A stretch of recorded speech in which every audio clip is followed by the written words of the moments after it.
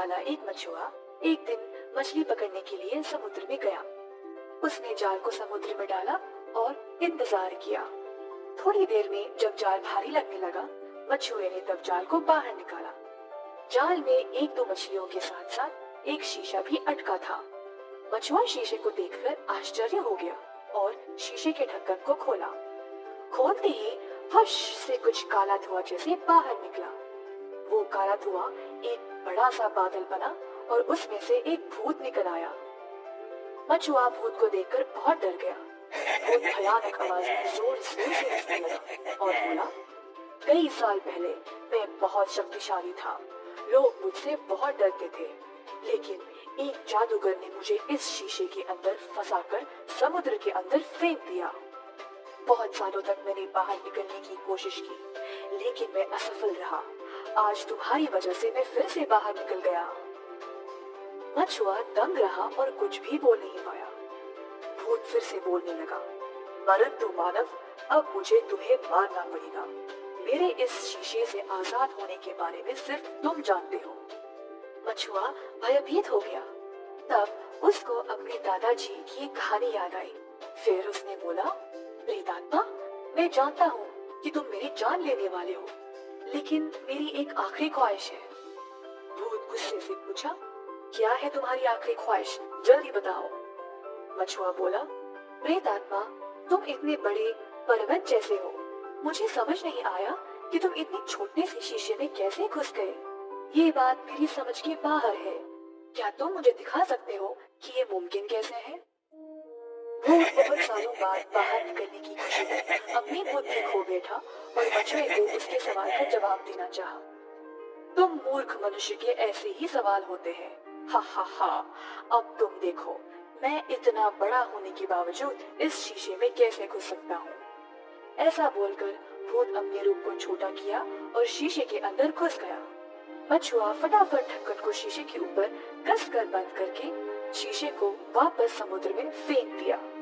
बुद्धिमान मछुए को भूत से आखिर में छुटकारा मिल गया। परेशान लोमड़ी। एक गांव में एक कौवा रहता था। एक दिन उसको एक रोटी का टुकड़ा मिला। कौवा टुकड़े को अपने मुंह में पकड़कर एक पेड़ के ऊपर जा बैठा।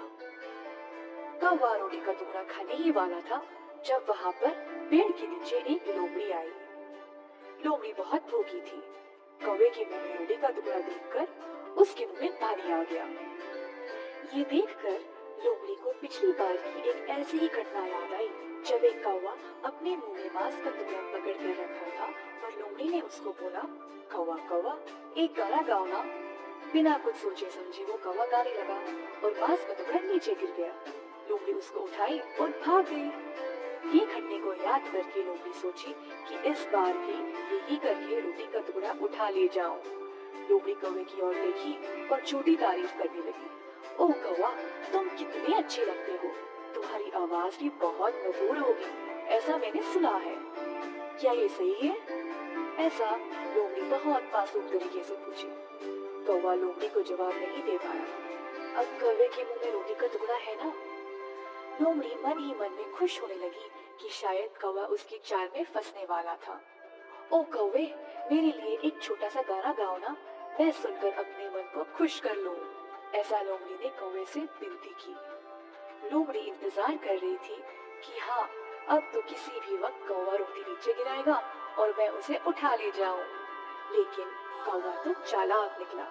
उसने रोटी के टुकड़े को अपने पंजे में कस के पकड़ा और बोला, ओ लोमड़ी, तुम्हें मेरा गाना सुनने की बहुत इच्छा है ना, तो सुनो।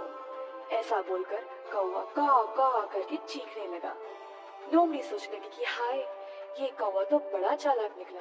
लोमड़ी बहुत निराश होकर वहां से चली गई। परेशान लोमड़ी को वहां से जाते हुए देखकर कौवा जोर से हंसने लगा। दफा हो जाओ यहाँ से शातिर लोमड़ी, तुम्हें क्या लगा कि मैं तुम्हारी चाल समझ नहीं पाया? लोमड़ी की चाल में फंसे कौवे की कहानी मुझे भी पता है।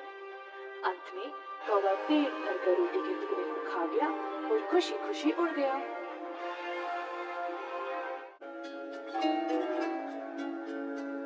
दो मित्र। एक राज्य में विजयराज नाम का एक राजा था।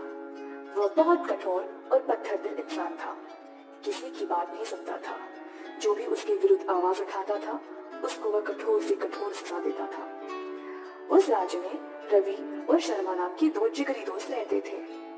दोनों को एक दूसरे पर अंधविश्वास था। राजा के अत्याचार देखकर वे चुपचाप नहीं बैठ पाए।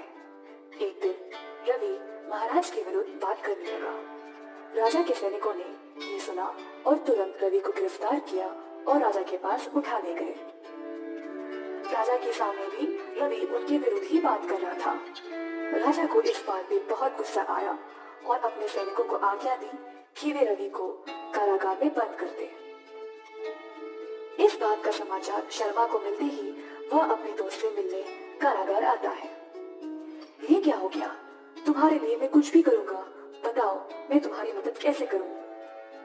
रवि अपने दोस्त को देखकर बहुत खुश हुआ और बोला, मेरे दोस्त, मरने से पहले मैं अपनी माँ और बहन को देखना चाहता हूँ। उनकी खुशहाल जिंदगी के लिए सब प्रबंध करना चाहता हूँ, बस मैं और कुछ नहीं चाहता।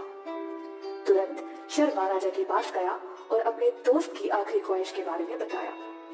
राजकुमार, मेरे दोस्त रवि को कुछ दिनों के लिए आप जाने दो। जब तक वो वापस नहीं आ जाता मैं उसकी जगह ले लूंगा। राजा बोला, अगर तुम्हारा दोस्त फांसी के समय तक वापस नहीं आया तो सजा तुम ही को मिलेगी।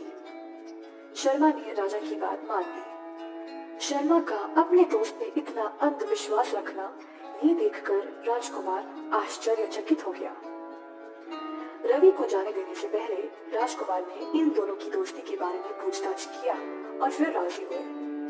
अगर तुम 1 महीने के अंदर वापस नहीं आए तो तुम्हारी जगह तुम्हारे दोस्त शर्मा को फांसी होगी। ऐसा बोलकर राजा रवि को जाने दिया। 1 महीना खत्म हो गया और रवि अभी तक वापस नहीं आया।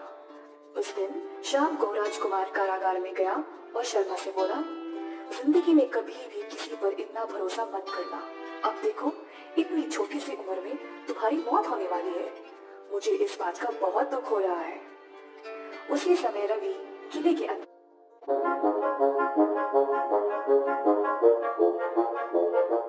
ईमानदारी। रामपुर नामक एक गांव में बाबू नाम का एक मामूली सा व्यापारी रहता था। वह हर रोज जंगल की लकड़ियां काटकर उन्हें बेचकर अपनी रोजी रोटी कमाता था।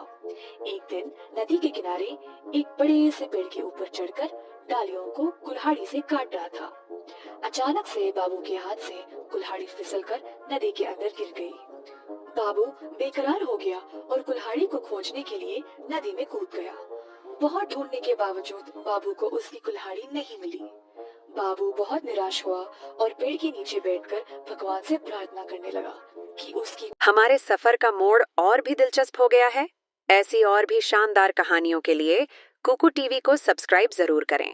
कुल्हाड़ी उसको वापस मिल जाए। उसकी प्रार्थना सुनकर गंगा देवी बाबू के सामने पेश आई।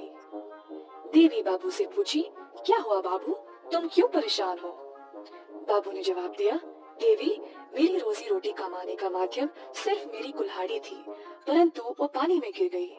मैंने बहुत खोजा लेकिन मुझे नहीं मिली। देवी बाबू की बातें सुनकर नदी के अंदर गई और सोने की कुल्हाड़ी ले आई। देवी बाबू को वही सोने की कुल्हाड़ी दिखाकर पूछी, क्या तुम्हारी कुल्हाड़ी यही है?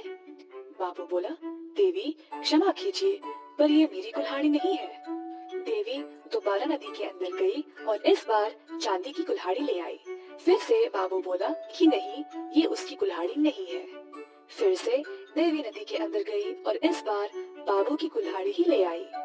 बाबू बहुत खुश हुआ और बोला, ओ देवी, यही है मेरी कुल्हाड़ी।